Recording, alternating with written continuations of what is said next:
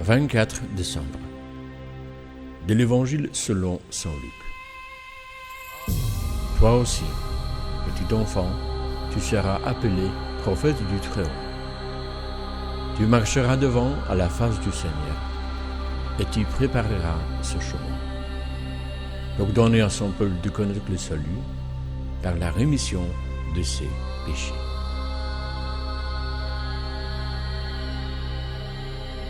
C'est le dernier jour de l'Avent.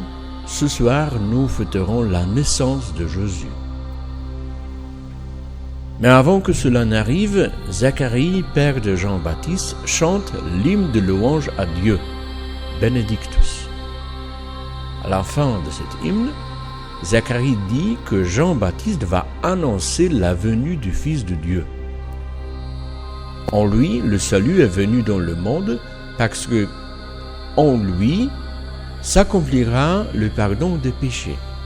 Le Fils de Dieu vient dans ce monde pour nous pardonner nos péchés. Le mot que nous allons commenter aujourd'hui est le grec aphiemi, qui signifie pardonner.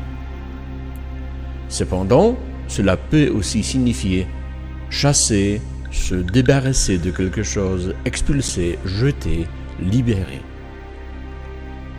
Il existe un autre verbe grec utilisé dans le Nouveau Testament pour exprimer la vérité sur la rémission des péchés, exaleipho, qui signifie effacer, enlever, détruire, oublier, annuler.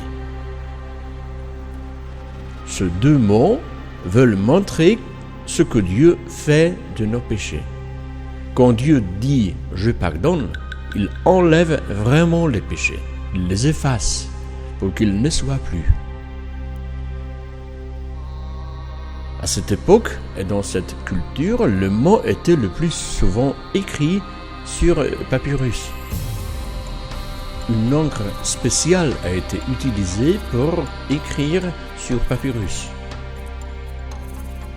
L'encre ainsi préparée ne pénétrait pas dans la structure du papyrus, grâce à laquelle il était toujours possible d'effacer le mot écrit, de les essuyer, et nous obtenions à nouveau un rouleau propre.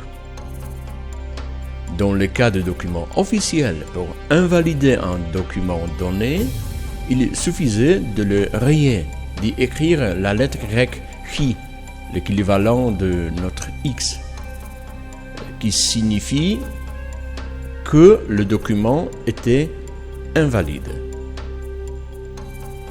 Avec une telle rayure du document, bien que les conséquences de ce document étaient invalidées, son contenu était toujours disponible, visible à l'œil.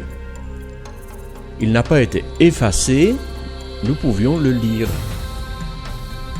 Lorsque Dieu pardonne nos péchés, non seulement il les annule, en disant que nous sommes libres de leurs conséquences, mais il les supprime complètement.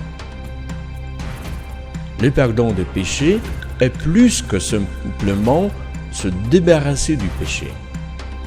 C'est aussi la sanctification, la demeure de Dieu dans notre âme. Apprenons aujourd'hui de Dieu un tel pardon qui oublie le mal, un tel pardon qui jette le péché par la porte, un tel pardon qui efface le mal. Ainsi, non seulement aujourd'hui, la veille de Noël, mais tout au long de l'année, le feu d'amour et de bonté qui vient de Jésus nouveau-né brûlera parmi nous. Merci pour votre écoute pendant le temps de l'Avent et je vous souhaite joyeuse fête de la naissance de Jésus.